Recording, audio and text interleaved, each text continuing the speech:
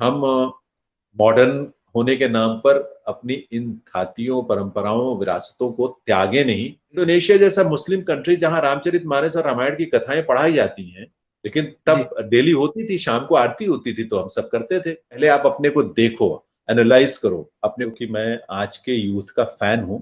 तो युवाओं जी। की जो स्थिति है, जिस तरह के तनाव से युवा गुजर रहे हैं, तो आपका अनुभव है इस तरह की परिस्थितियों से रूबरू होने का, उनके लिए क्या कहेंगे? देखिए, मैं तो दिनेश जी सही बताऊं, ईमानदारी की बात बता रहा हूं आपको कि मैं आज के यूथ का फैन हूं। क्योंकि आज का यूथ जितना जागरूक है, जितना फोकस्ड है ना, उतने हम लोग नहीं थे। हम लोग तो ऐसी बेपरवाह थे, हमें कोई समझ नहीं थी चीजों की, चीजें अपने आप होती चली गई, रास्ते बनते गए, आगे बढ़ते गए, मेहनत करना आता था, समझदारी थी, जो भी था, सपोर्ट था फैमिली का। आज का यूथ जो है ना, वो ऐसा है कि वो अपनी इच्छा से चीजों को करना चाहता है, उसी चीज पर फोकस करके आगे बढ़ता है, वो जो वो करना चाहता है, और उसके लिए बहुत प्रतिबद्ध भी होता है, कमिटेड होता है उसके लिए। वो यहां तक कि फैमिली नहीं भी अगर सपोर्ट करना चाह रही है तो भी वो करना चाहता है, क्योंकि वो वोकल भी है आज। वो कह देता है कि मुझे तो यही करना है। हम हमारे टाइम में तो ऐसा नहीं होता था, माँ बाप ने कह दिया ये नहीं तो नहीं, हाँ तो हाँ। लेकिन आज वो कहता है कि मुझे आप सपोर्ट करें ना करें, पर मुझे करना है। लेकिन मैं एक चीज जरूर ये चाहता हूं यूथ से, क्योंकि बहुत बार हमारा फोकस गलत हो जाता है, फोकस्ड है लेकिन फोकस गलत चीज पर हो जाता है हमारा। वो कैसे होता है? मैं ऐसे बहुत सारे बच्चों से मिलता हूँ, बहुत सारे लोग हैं देश भर में है, मैं बताऊं आपको, और जो मुझे अब तो चूंकि फेसबुक पे या आपके किसी सोशल मीडिया प्लेटफॉर्म पे वो लोग कनेक्ट भी हो जाते हैं कहीं ना कहीं से।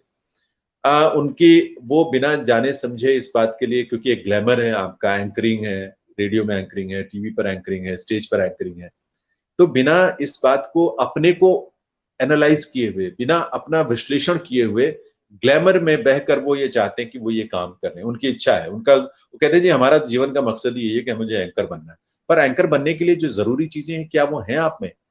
अब होता क्या है कि अब इसके लिए हम डायरेक्टली, मैं कभी भी मतलब मैं थोड़ा इस बात को बड़ी संवेदना से महसूस करता हूँ कि हम किसी को कह दें कि नहीं तुम्हारे में काबिलियत नहीं है ये, तो उसके उसको चोट पहुंचेगी, उसके दिल को ठेस पहुंचेगी।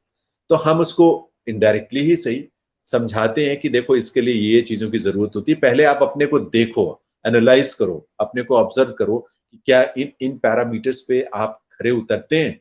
क्योंकि अगर आप उन पे खरे उतरते हैं तभी आप आगे बढ़ पाओगे, नहीं तो नहीं कर पाओगे कुछ भी। तो एक तो ये कि फोकस, आप फोकस्ड हैं पर कई बार गलत फोकस हो जाता है। जी।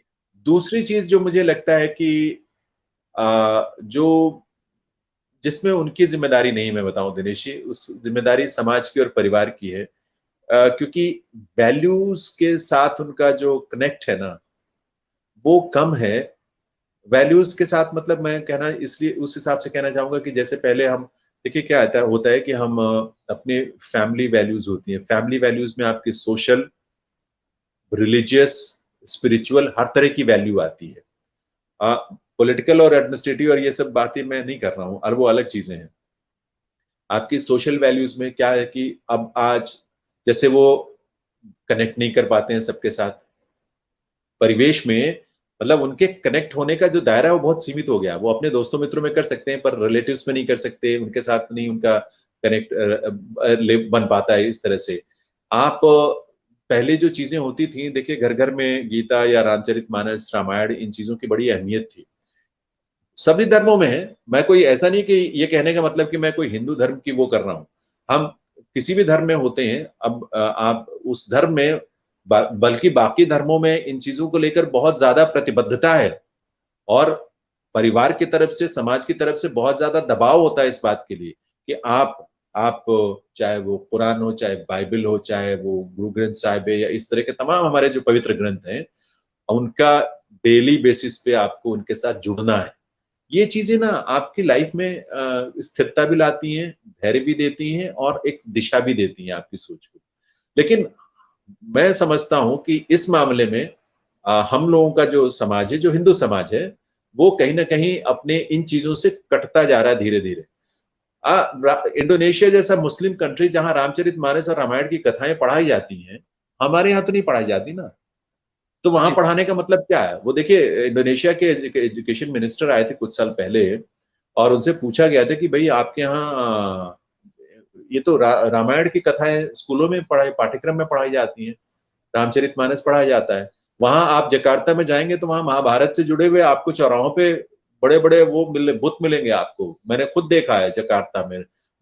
जो सबसे प्रसिद्ध जो गीता का उपदेश देते हुए महाभारत के युद्ध में कृष्ण सारथी हैं और अर्जुन जो है वो रथ पर सवार हैं युद्ध के लिए, वो इतना सुंदर भव्य बना हुआ वहां पे। तो वो कहते हैं कि देखिए बात यह है कि बात धर्म की नहीं है, बात बात वैल्यू की है। हम भी चाहते हैं कि राम जैसे मर्यादा पुरुषोत्तम के जीवन का दर्शन जो है हमारे समाज में उस तरह के मर्यादा लेकर आए या वो प्रेरणा बने। तो एक कितनी बड़ी बात थी, और ऐसा तमाम देशों में, थाईलैंड हो, सिंगापुर हो, यहाँ तक कि और कई सारे जो मतलब ऐसे देश जहां हिंदू धर्म को लेकर कोई वैसी वो नहीं आकर्षण, लेकिन इन धार्मिक ग्रंथों को लेकर आकर्षण है क्योंकि ये बेहतर इंसान बनने के लिए आपको प्रेरित करते हैं। तो हम अपने समाज में उन चीजों से बच्चों को काटते हैं। पहले घरों में आप तो बहुत अच्छी तरह से इन चीजों से जुड़े हैं कि घरों में बड़े बुजुर्ग भी होते थे, तो वो डेली शाम को सुबह थोड़ा सुबह भी ध्यान और कुछ चिंतन, कोई भजन, शाम को कोई आरती या कोई इस तरह के पाठ या रामचरितमानस के दोहे चौपाइयां कुछ है जो, तो बचपन में अपने आप याद हो जाते थे हम लोगों को। अब हनुमान चालीसा याद है तो बचपन का याद है, अभी का यह याद नहीं है।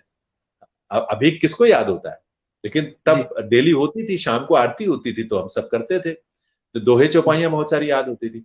अब वो चीजें नहीं है। इसका नुकसान देखिए धर्म के हिसाब से नहीं, समाज के हिसाब से इसका नुकसान होता है, क्योंकि तब इन चीजों से वैल्यू आती थी आपके जीवन में, अब वो चीजें खत्म हो रही हैं। दूसरा वैल्यू का सिस्टम क्या था, जो लोग अनपढ़, मैं देश में ये मानता हूं भारत में आप देखिए ग्रामीण क्षेत्रों में अब तो पढ़े लिखे लोग बहुत मिल जाएंगे, एक समय था जब बिल्कुल अनपढ़ थे लोग, जिनको गंवार कहते थे लोग, लेकिन वैल्यू के मामले में वो बहुत समृद्ध थे, क्योंकि जो लोक परंपराएं थी, हमारे लोकगीत थे, लोक संगीत था, लोक नृत्य थे, ऐसी लोक परंपराएं, उनमें रामायण के प्रसंग, रामचरितमानस के प्रसंग, महाभारत के प्रसंग ये आपको सभी में मिलेंगे, पूरी की पूरी कथा मिलेगी। उपनिषदों से छाऊ जैसी परंपरा नृत्य की हैं, आपके उपनिषदों अलग अलग पुराणों की कथाओं को इतने खूबसूरत ढंग से उसमें परंपरा में समाहित कर दिया गया है। कबीर की वाणी को मालवा में पूरी परंपरा, एक समृद्ध परंपरा कबीर गायन की, तो कबीर को किसी ने पढ़ा नहीं होगा, लेकिन कबीर के वाणी और उनके विचार के बारे में सब जानते हैं।